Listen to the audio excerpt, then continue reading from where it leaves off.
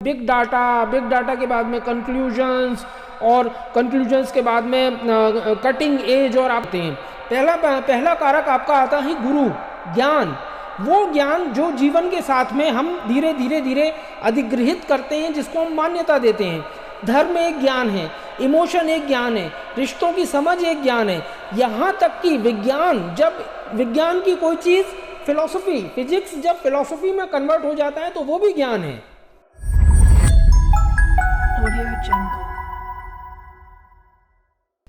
21वीं सदी या कलयुग का सबसे बड़ा प्रश्न, human intelligence versus artificial intelligence, जीत किसकी होगी?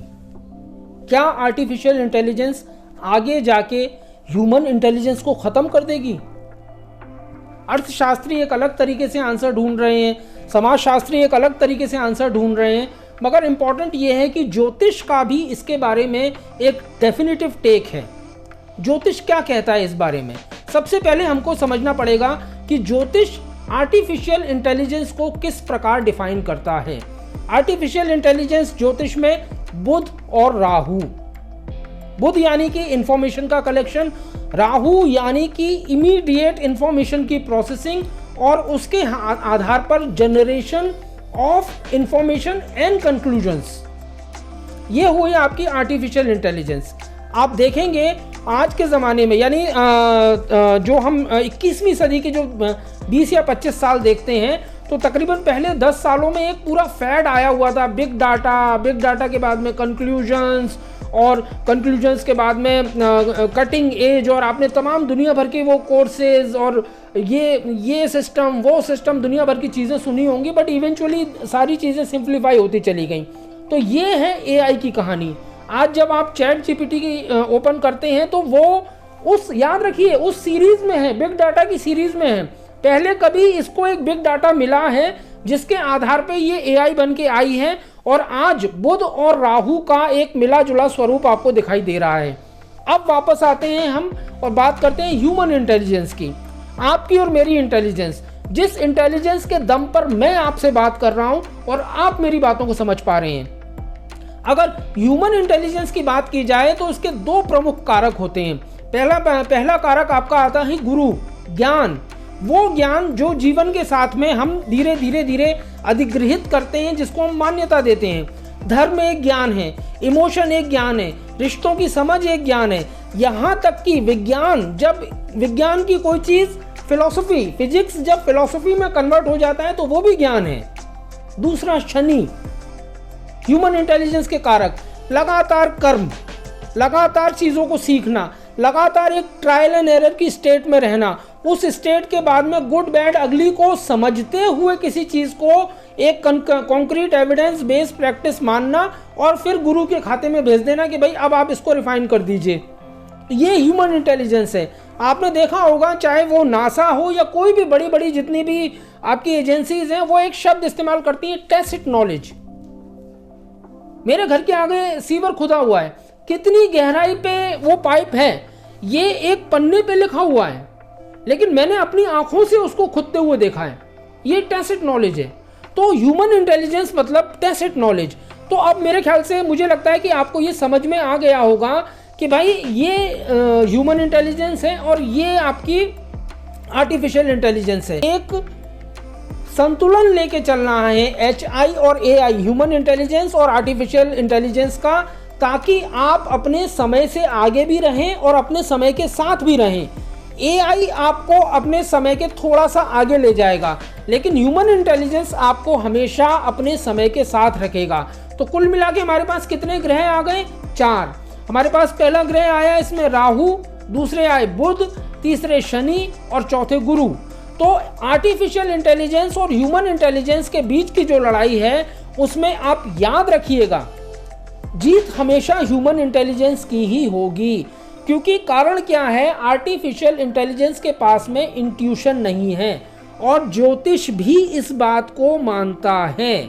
अब जैसे एक चीज़ आपको मैं बताता हूँ, पुराने ज़माने में आपने देखा होगा ह्यूमन इंटेलिजेंस की बहुत वैल्यू होती थी।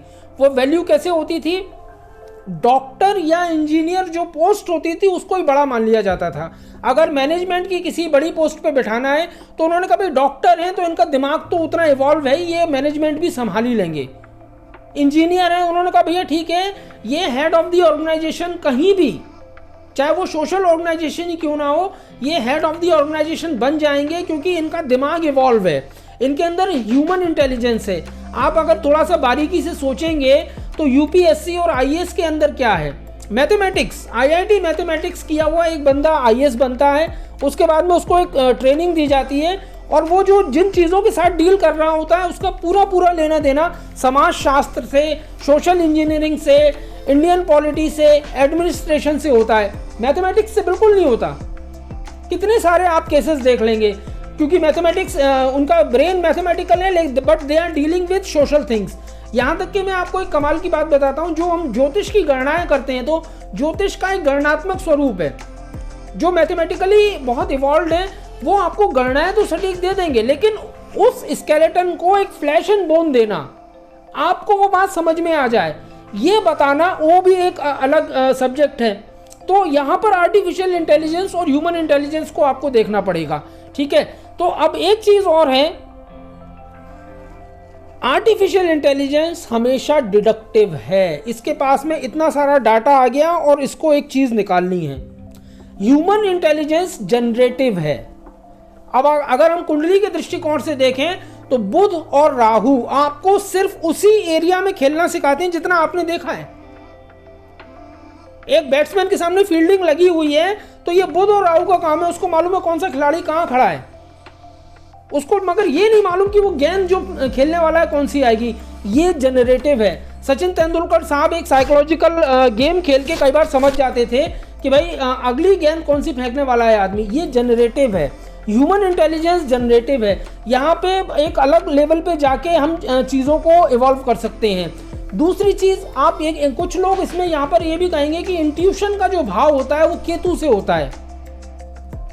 मैं भी इंट्यूटिव हूँ, आप भी इंट्यूटिव हैं, हमें अंदेशे होने लगते हैं चीज़ों के, वो केतु की मदद से होते हैं। तो ऐसा नहीं है, एआई की दुनिया में केतु भी एंट्री ले चुका है। अगर आप इंटरनेट ऑफ थिंग्स यानी IoT के अंदर जाएंगे तो वो केतु का ही कॉन्सेप्ट है कि एक चीज़ है जिसके पास में शरीर तो है लेकिन दिमाग नहीं है, दिमाग उसका कहीं और से ऑपरेट हो रहा है, या उसका एक दिमाग लिमिटेड पेरिफेरी के अंदर कहीं और से ऑपरेट हो रहा है। तो ये भी आ चुका है। तो इवेंचुअली आप एक बात याद रखिएगा, जो लोग इसमें करियर बनाने के बारे में सोच रहे हैं, आईटी के फील्ड में भी, देखिए आईटी के फील्ड में भी कई लेयर पे लोग काम कर रहे हैं, प्रोग्रामर्स भी हैं, एग्जीक्यूटिव लेवल पे भी हैं लोग, डेवलपर्स भी हैं, स्टार्टअप बनाने वाले लोग भी हैं। उनको ये रिलेशनशिप समझना पड़ेगा कि एआई को कहाँ तक अपना गुलाम बना के, यानी बुध और राहु को कहाँ तक अपना गुलाम बना के रखना है, और गुरु और शनि को किस प्रकार बुध और राहु से मिली हुई फीड को दे देना है ताकि वो इसको ठीक से प्रोसेस कर सकें। तो कुल मिला के ये एक एक्शन प्लान है। और जब आप किसी ज्योतिषी के साथ बैठें तो आप ये भी कर सकते हैं कि उनसे कहिए कि भैया एक काम कीजिए, आप मुझे बुध और राहु और शनि और गुरु की मुझे प्लेसमेंट बता दीजिए, जिसके आधार पे मैं अपने करियर का एक एक्शन प्लान आपकी बातें सुन के बना सकूं। अगर आप ऐसा कर लेते हैं तो आपकी कर्म गति को एक नया डायरेक्शन मिल जाता है। और याद रखिएगा, eventually everything boils down to karma, क्योंकि कर्म प्रधान विश्व रचि राखा।